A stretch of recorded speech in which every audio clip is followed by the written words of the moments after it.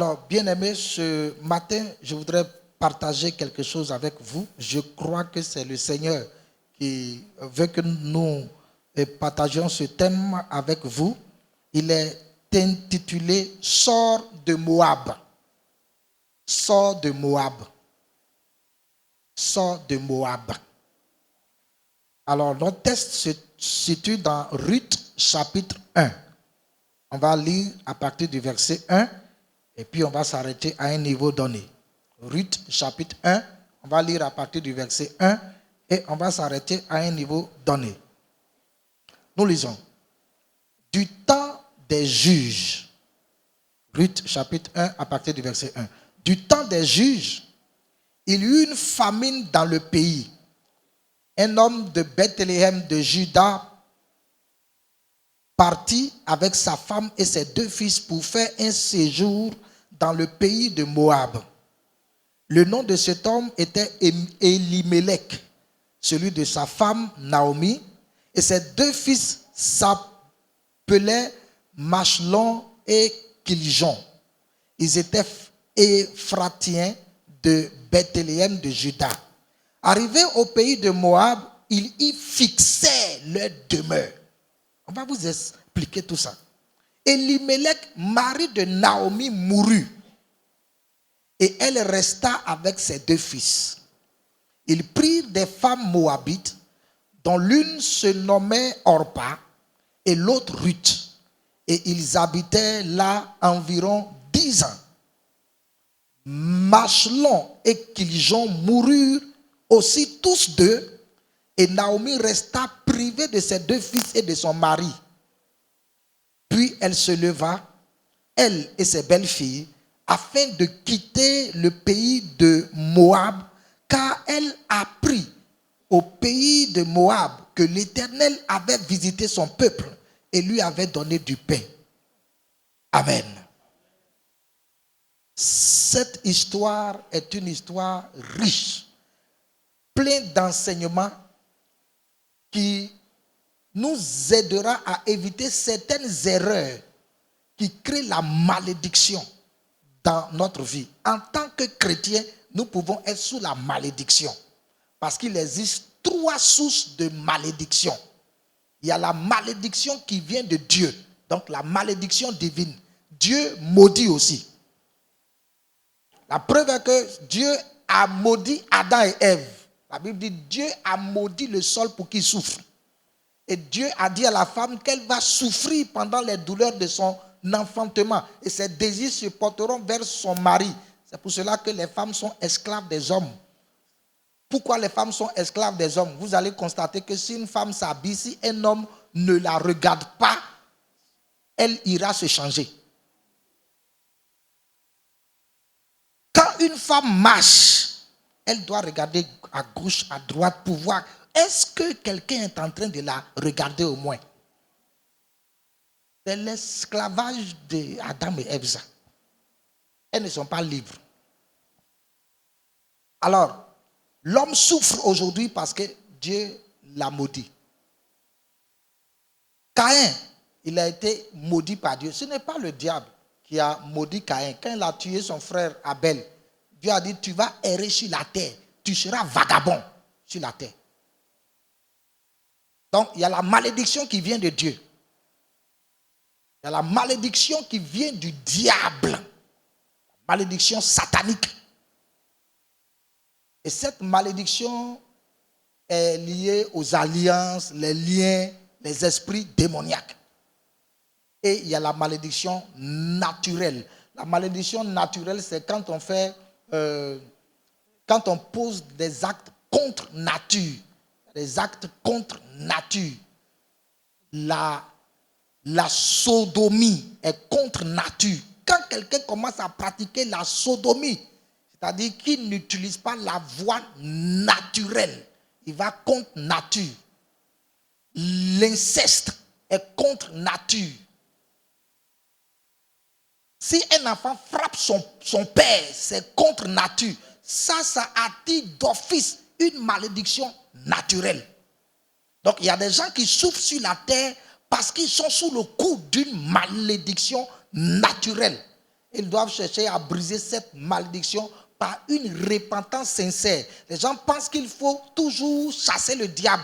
Non, il y a deux sources de malédiction qui requièrent une repentance sincère devant Dieu. C'est-à-dire les malédictions qui viennent de Dieu.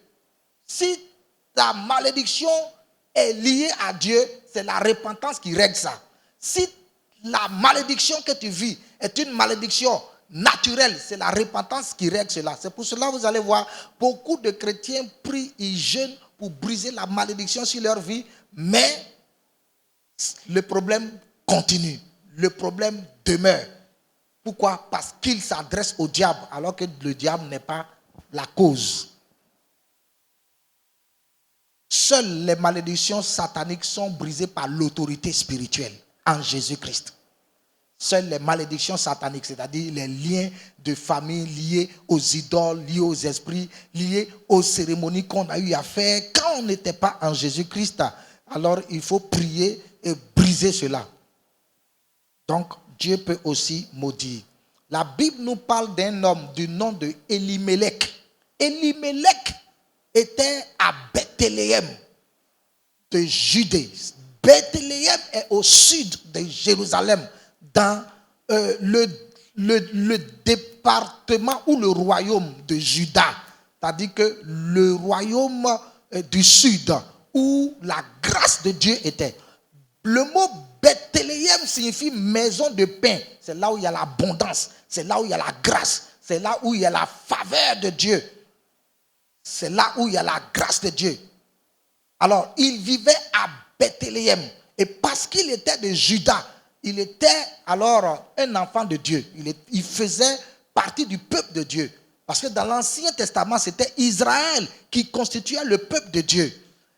Et Dieu aimait beaucoup plus Juda parce que le royaume de Juda devait garder le trône jusqu'à l'arrivée de Jésus. Jésus viendra s'asseoir sur le trône de David. Or, David a régné au sud, à Juda. Donc, cet homme-là était dans de bonnes grâces. Et la Bible dit que la famine est arrivée à Bethléem. Quand la famine est arrivée à Bethléem, cet homme, au lieu de se patienter, au lieu de prier pour rechercher la face de Dieu, au lieu de chercher la direction de Dieu, a voulu chercher une solution rapide. Et il cherche la mauvaise solution. La Bible dit qu'il prit sa femme et ses enfants et sortit de Bethléem pour aller habiter dans le pays de Moab. La Bible dit qu'il y fixa sa demeure. Donc il a fixé sa demeure. Il a habité à Moab. Il a accepté Moab dans son cœur. Or, Moab était un pays qui était sous la malédiction de Dieu. Nous allons avoir une idée sur Moab. Dans Genèse chapitre 19, verset 29 au verset 28, on nous parle de la naissance de Moab. Comment Moab est né? L'origine de Moab.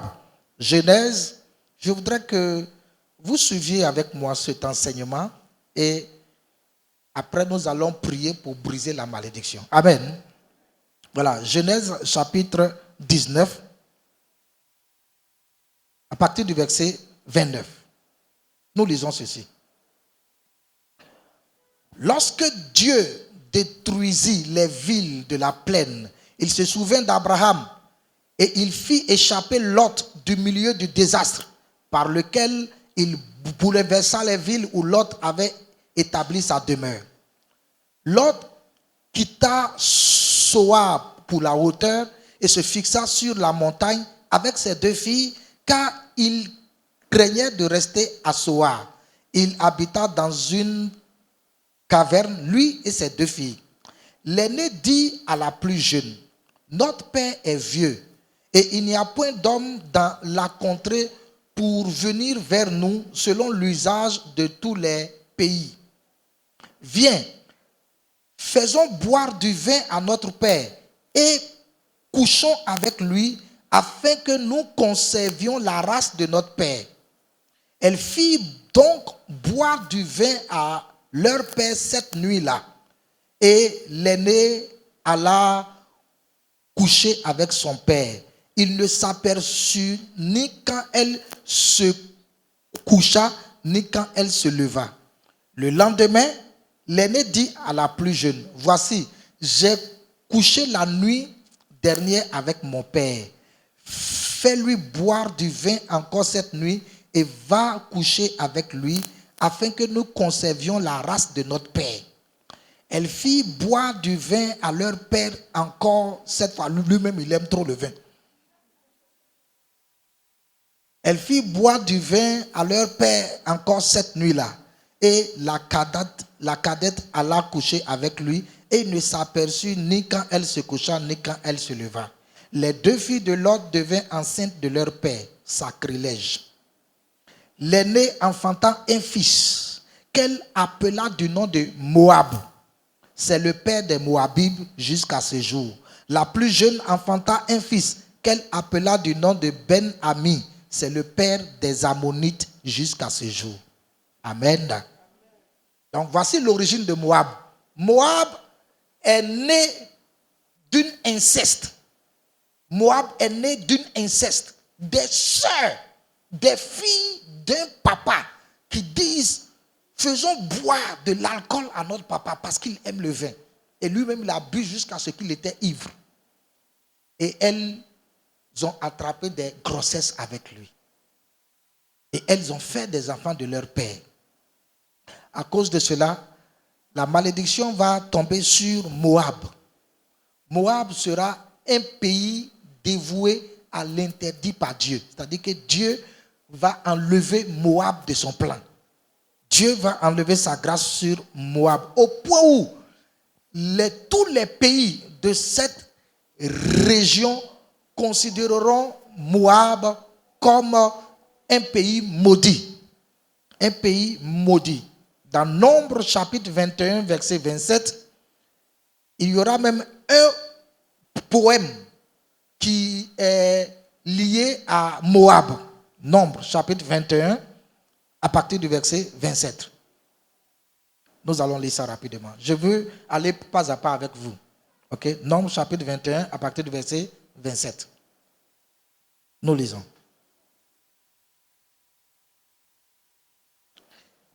C'est pourquoi les poètes disent, venez à Hesbon, que la ville de Sihon soit rebâtie et fortifiée. Car il est sorti un feu de Hesbon, une flamme de la ville de Sihon. Elle a dévoré Ar, Moab, les habitants des hauteurs de l'Arnon. Malheur à toi, Moab, tu es perdu, peuple de Kémosh. Il a fait de ses enfants des fuyards et il a livré ses filles captives à Sihon, roi des Amoréens. Ça, c'est un poème, ça, sur Moab. Il est dit, malheur à toi, Moab, tu es perdu. Donc, Moab est perdu. Moab est une cité perdue. Moab est une cité qui ne bénéficie pas de la grâce de Dieu. Moab est une cité qui est sous l'effet de la malédiction. Et ses fils sont des fuyards, ça veut dire des vagabonds. Ses fils ne peuvent pas prospérer. Nous allons voir cela dans la suite. Et ses filles sont captives. Ça, c'est la malédiction qui est à Moab. Et à cause de cette malédiction, Dieu va interdire aux Moabites, c'est-à-dire aux descendants de Moab, de devenir ses enfants. C'est-à-dire que Dieu va interdire aux Moabites d'habiter en Israël. Deutéronome chapitre 23, verset 3. Deutéronome chapitre 23, verset 3. Il est dit, l'Ammonite et le Moabite n'entreront point dans l'assemblée de l'Éternel, même à la 10e génération et à perpétuité. Okay. L'Ammonite, c'est c'est le fils de la sœur cadette. La sœur cadette.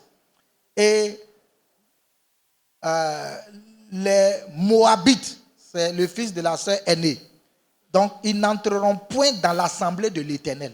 Point dans l'assemblée de l'Éternel. Okay. Ils n'entreront point dans l'assemblée de l'Éternel. Jusqu'à la 10e génération et à perpétuité. C'est-à-dire, éternellement, Dieu a interdit cela. Maintenant, Elimelech, qui connaît la loi, qui connaît la parole de Dieu, parce qu'il avait des difficultés dans sa vie, il prend la décision d'aller vivre sur une terre maudite par Dieu. Ça arrive dans la vie de beaucoup d'enfants de Dieu. Peut-être que tu es à Moab. C'est pour cela que ça ne va pas dans ta vie. Dans Josué chapitre 24, verset 9, on nous montre là que Moab est devenu un ennemi du peuple de Dieu. Josué chapitre 24, verset 9. Moab est devenu un ennemi du peuple de Dieu.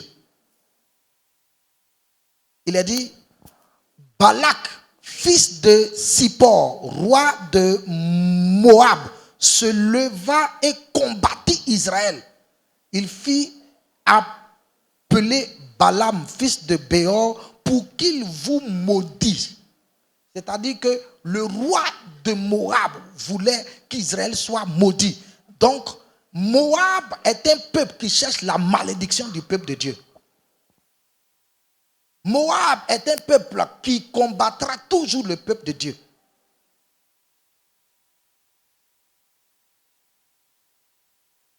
Enfin, Moab s'est tourné vers de très puissantes idoles. Dans 1 Roi chapitre 11, verset 7. 1 Roi chapitre 11, verset 7. Il est dit ceci. Alors Salomon bâtit sur la montagne qui est en face de Jérusalem un haut lieu pour Kémosh, l'abomination de Moab, et pour Moloch, l'abomination des fils d'Ammon. Kémosh est une divinité puissante. Et le mot Kémosh signifie celui qui a servi. Celui qui a servi.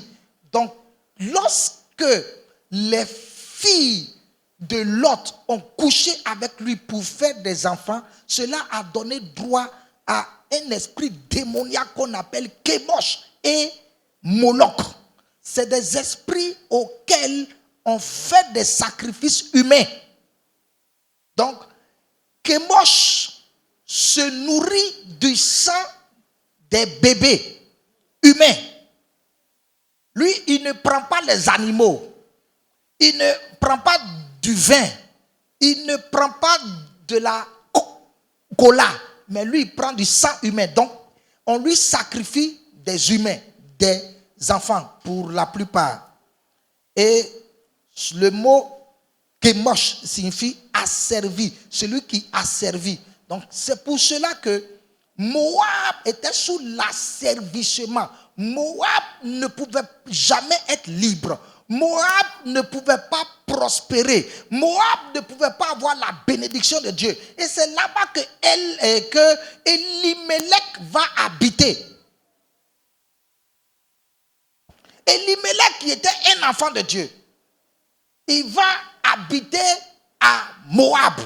Et l'esprit de Kémosh a pris le contrôle de sa vie.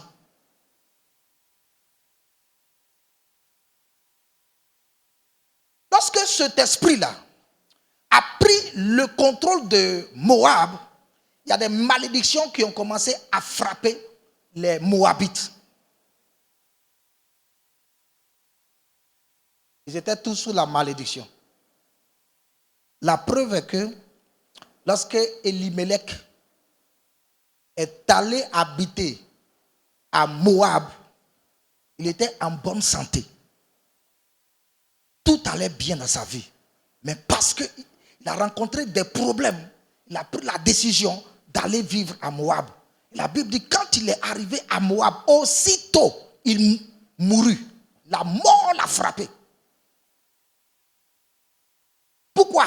Parce que Dieu n'est pas à Moab.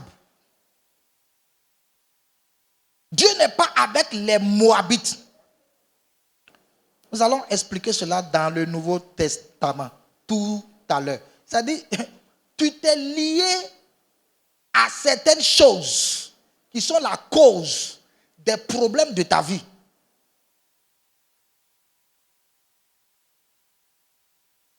Aussitôt arrivé à Moab, il mourut.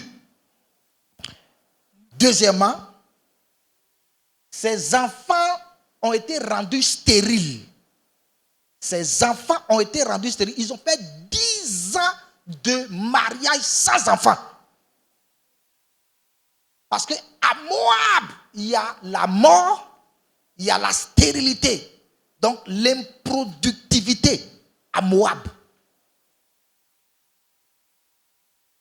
Troisièmement, 10 ans après, les 2 enfants sont morts aussitôt. 10 ans après, ils sont morts.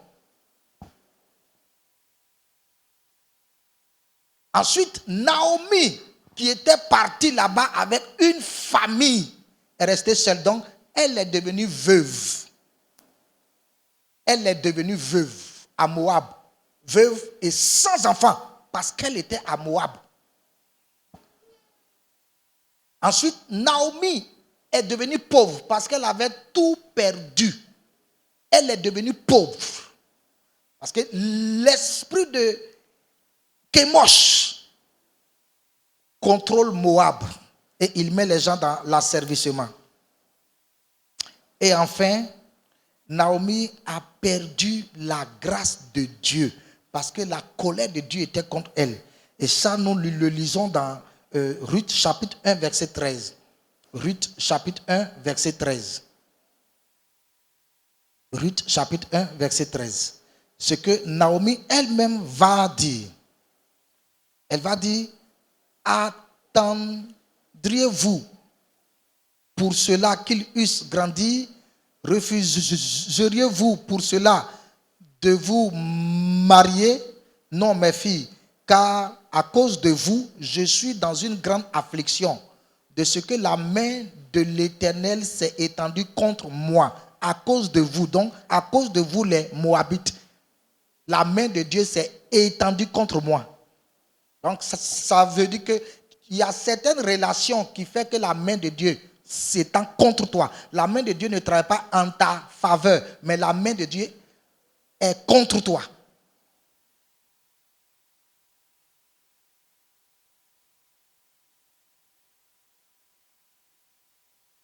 Waouh!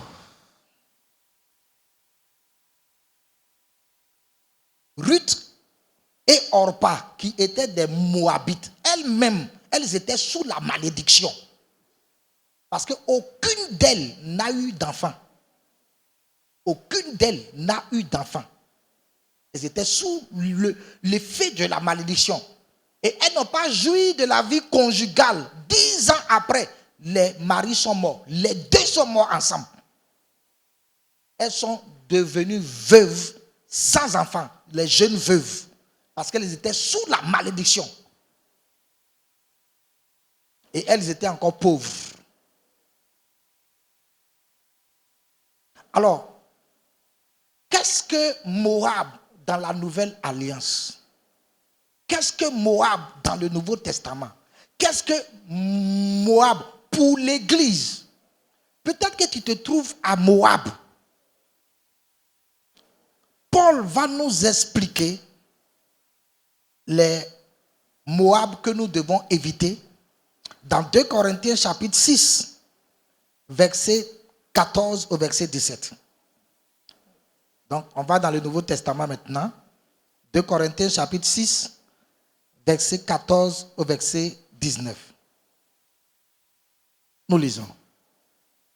Il va dire, ne vous mettez pas avec les infidèles sous un joug étranger. Sous un joug. Ici, il est question de l'attelage. C'est-à-dire quand on met les deux bœufs ensemble, et il y a un bois qui les attelle. Et puis ils sont sous le même joug. Voilà. Donc, lorsque Elimelech a quitté Bethléem pour aller vivre à Moab, il s'est mis sous le joug des Moabites. Il s'est mis sous le joug des Moabites. Et là, tout ce qui arrive aux Moabites a commencé à lui arriver. Il est mort, ses 2 fils sont morts sans enfant. Sa femme est devenue veuve et pauvre. Pourquoi? Parce qu'il s'est attelé avec des gens qui sont maudits. Donc, tu peux être spirituel n'importe comment. Tu peux jeûner, prier. Mais il faut apprendre à définir tes relations selon la Bible. Avec qui tu traites, avec qui tu t'es attelé, tu t'es mis ensemble avec qui. Parfois, il y a des mariages que nous faisons qui nous causent tous les problèmes de notre vie. Tu dois faire attention afin de savoir avec qui tu veux te marier. Sinon, tu iras à Moab tout de suite. Tu iras à Moab. Donc, il dit, ne vous mettez pas avec les infidèles sous un joug étranger.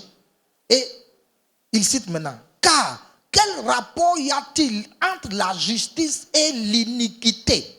L'iniquité. Premier joug, premier Moab dans le Nouveau Testament, c'est ceux qui sont dans l'iniquité. C'est-à-dire ceux qui sont sans loi ni foi. Parce que l'iniquité est plus fort que le péché. L'iniquité, c'est un mode de vie. Quand tu t'attelles avec quelqu'un qui a un mode de vie dans le péché, qui vit couramment, c'est sa vie, tu partages sa malédiction avec lui. Tu partages sa malédiction avec lui. Parce que tu t'es attelé à lui. Vous savez, s'atteler, c'est se mettre en accord. Ok? C'est se mettre d'accord. La Bible dit 2 personnes peuvent-ils marcher ensemble sur la terre sans se mettre en accord? Donc, tu peux travailler dans un service sans t'atteler avec tes collègues. Ce qui vous lie, c'est le service, mais vous n'êtes pas amis. Malheureusement, il y a beaucoup de chrétiens qui pensent que la vie chrétienne est facile et que tout est permis. Donc, ils ont des amis païens. Ils sont dans des clubs. Ils sont dans des groupes. Et ils appellent ça en fond gbé. Voilà, gbé. Donc, ils sont dans les gbé. Et c'est les païens qui font des choses, qui vivent dans l'iniquité. C'est-à-dire qu'ils ne sont pas nés de nouveau. Ils ne sont pas convertis. Ils n'ont pas de loi. Ils ne respectent pas la loi de Dieu. Même pas la loi de leur conscience. Donc, ils vivent dans le désordre. La Bible dit que tous les fils de la rébellion sont sous le jugement de Dieu. C'est-à-dire que tous ceux qui vivent dans le désordre de façon permanente sont sous le jugement de Dieu. Lorsque tu t'attelles à eux, tu es à Moab. Tu es à Moab. Parce qu'ils sont tes amis intimes. C'est eux qui te donnent des conseils. C'est avec eux que tu traites. Et c'est eux que tu aimes. Donc, tu as mis entre eux et toi un attelage. Ton rôle envers eux, c'est de leur prêcher l'évangile et ne pas être leur ami. L'apôtre Paul dit, quiconque veut être ami du monde devient ennemi de Dieu. C'est clair. Quiconque veut être ami du monde, il devient ennemi de Dieu. Parce que Dieu hait le monde. Donc cet homme-là, à cause des problèmes, il a préféré vivre avec Moab. Ce n'est pas parce qu'il y a des problèmes dans l'église que tu vas aller vivre à Moab. Ce n'est pas parce qu'il y a des problèmes dans ton foyer que tu iras vivre à Moab. Ce n'est pas parce que tu rencontres des problèmes que tu vas aller vivre à Moab. Sors de Moab parce qu'il y a une malédiction sur Moab. Même si la malédiction ne se manifeste pas tout de suite, ça prend du temps. La Bible dit que les fils se mariaient. Donc, ils étaient dans la joie. Mais ils ont fait 10 ans sans mariage et sans enfants, et ensuite ils sont morts. Donc la malédiction était sur eux, mais ils ne le savaient pas.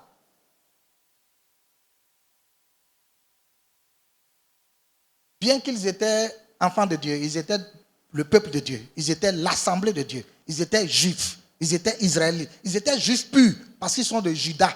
Ils ne sont pas du nord, ils sont du sud, donc ils étaient purs. Mais malgré cela, la grâce de Dieu s'est retirée de leur vie. Pourquoi?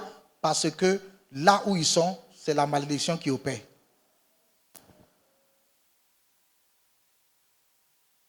L'apôtre Paul continue de nous citer les différents Moab. Donc nous avons vu premièrement l'iniquité.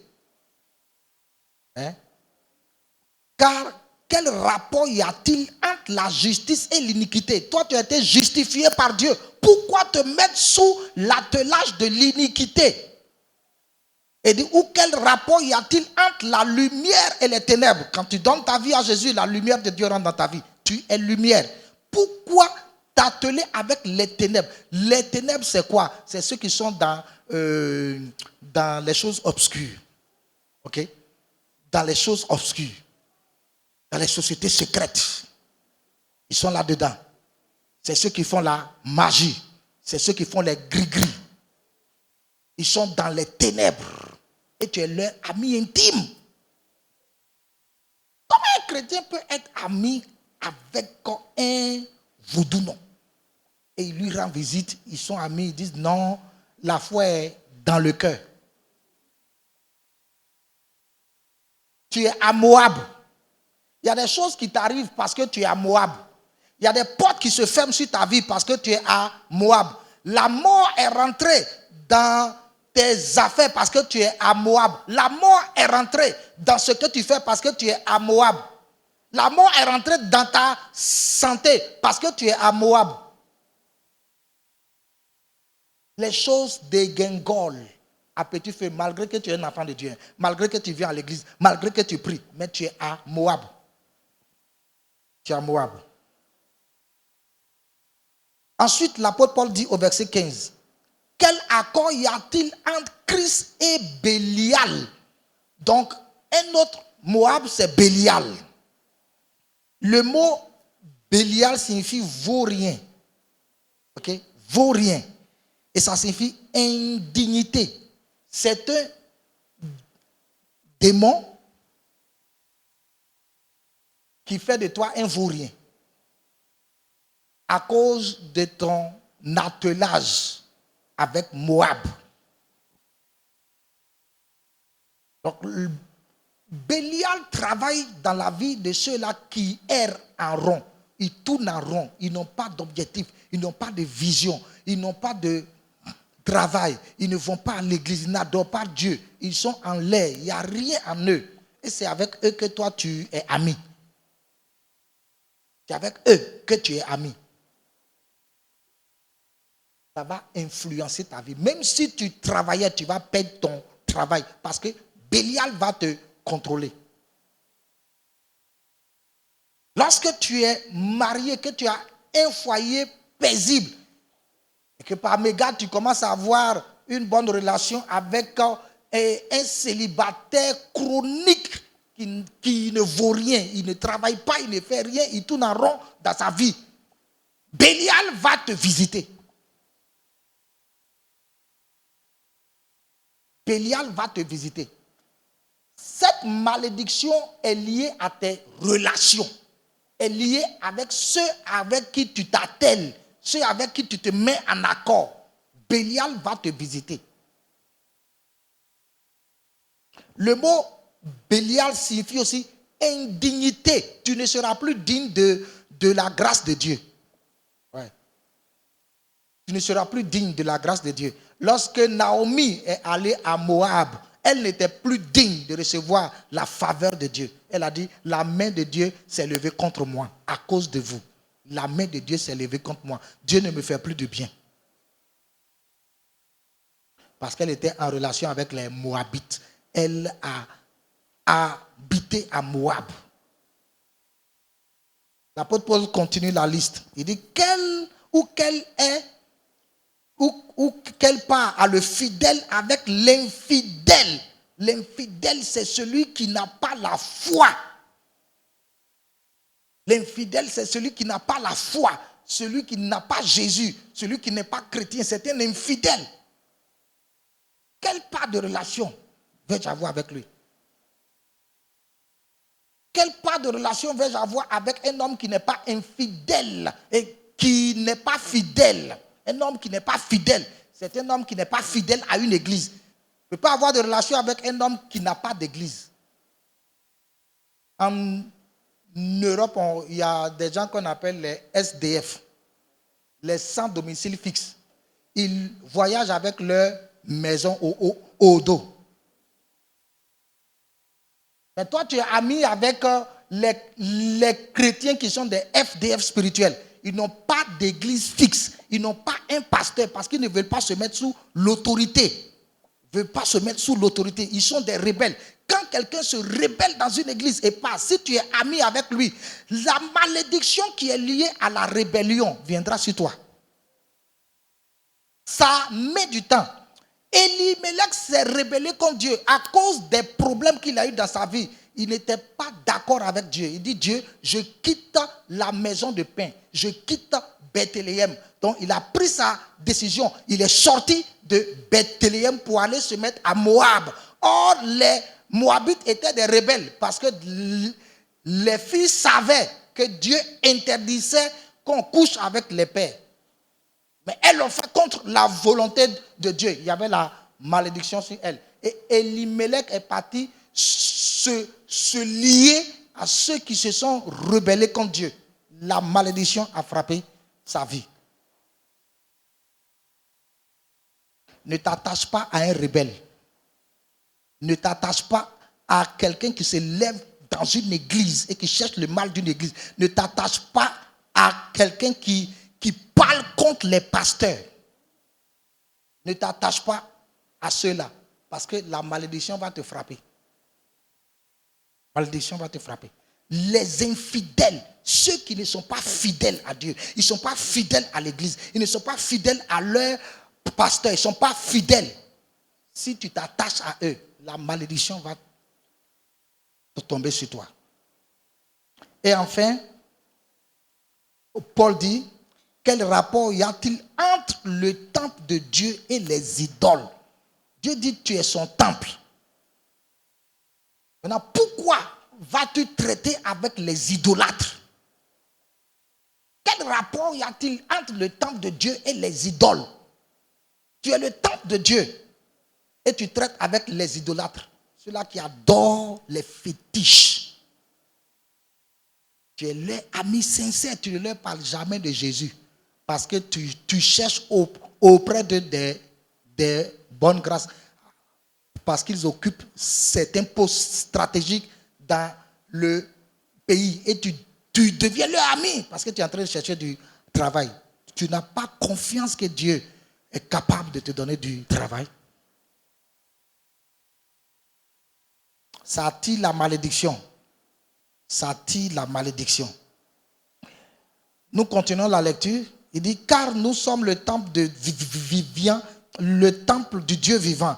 Comme Dieu l'a dit, j'habiterai au milieu d'eux.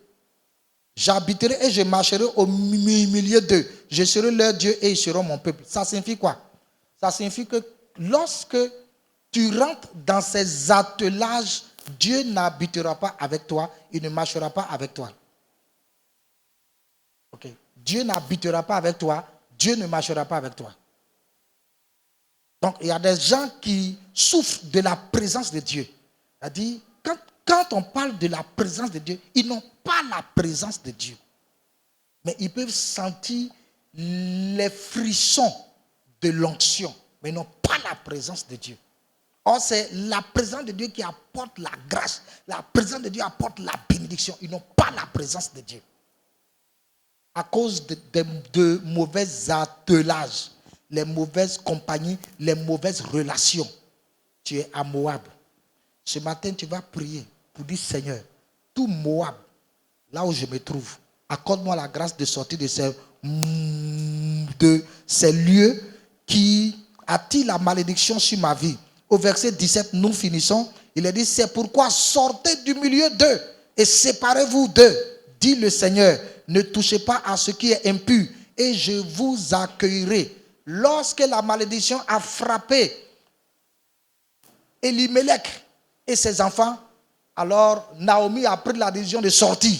Elle dit, je vais sortir. Je sors. Sors. Et elle est sortie. Et quand elle est sortie, elle est partie rencontrer Boaz. Là-bas, Dieu avait visité encore Bethléem. Dieu visitera toujours l'endroit où il est. Il visitera toujours son peuple. Il visitera toujours ses enfants. Mais il ne visitera pas Moab. Dieu ne visite pas Moab. Mais Dieu visite toujours son peuple. Dieu visite toujours ses enfants. C'est pour cela qu'il faut rester, il faut attendre Dieu. Ce matin, tu vas prier.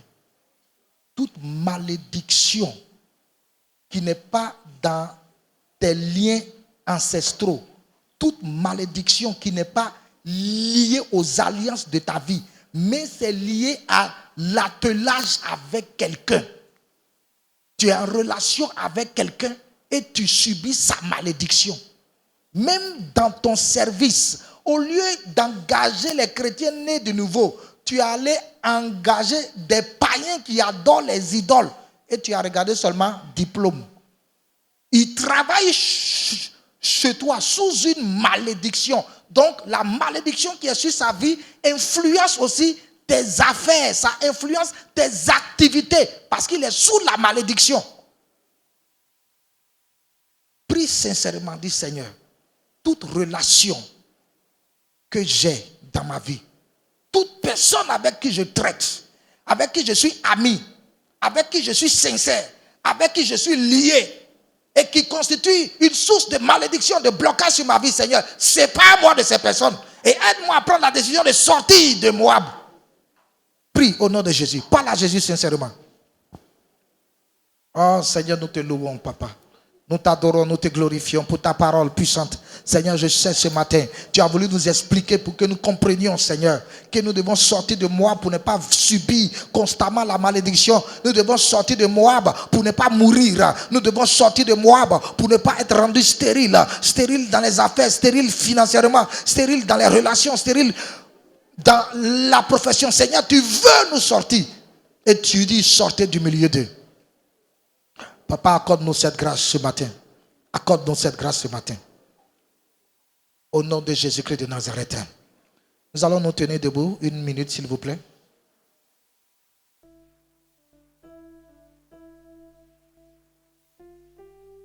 S'il y a des personnes qui voient qu'elles sont dans un éternel recommencement et qu'elles sont conscientes de certains liens avec des gens qui sont sous la malédiction, selon ce que nous avons cité, elles vont juste lever légèrement les mains à leur place.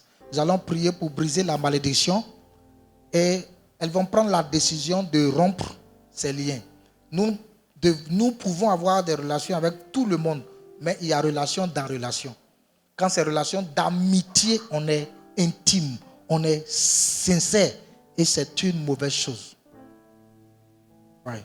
Père, je me tiens dans ta grâce et je me tiens dans l'autorité de ta puissance.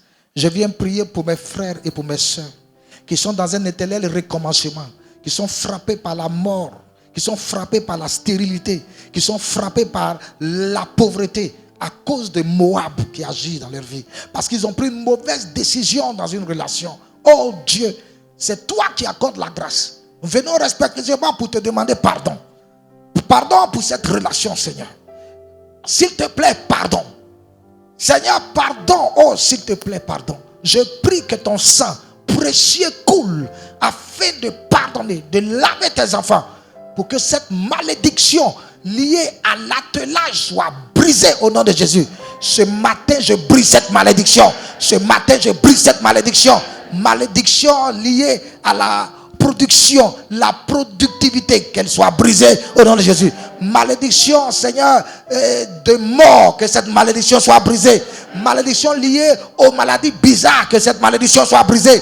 malédiction, Seigneur, liée à la stérilité, qu'elle soit brisée. Oh Dieu, étends ta main afin que ce matin quelque chose change dans la vie de mon frère. Celui qui cherchait du travail pendant longtemps, mais à cause d'une relation, il était dans le blocage. Père, que ce matin, les portes de travail s'ouvrent sur sa vie. Que les portes de grâce s'ouvrent sur la vie de tes enfants. Dans le nom puissant de Jésus. Afin que ton nom soit glorifié. Merci Seigneur. Parce que je crois en ta parole. Tu l'as fait ainsi. Au nom de Jésus-Christ de Nazareth. Amen. Pour plus de renseignements, veuillez nous contacter au 62 01 92 47 ou le 95 54 95 95.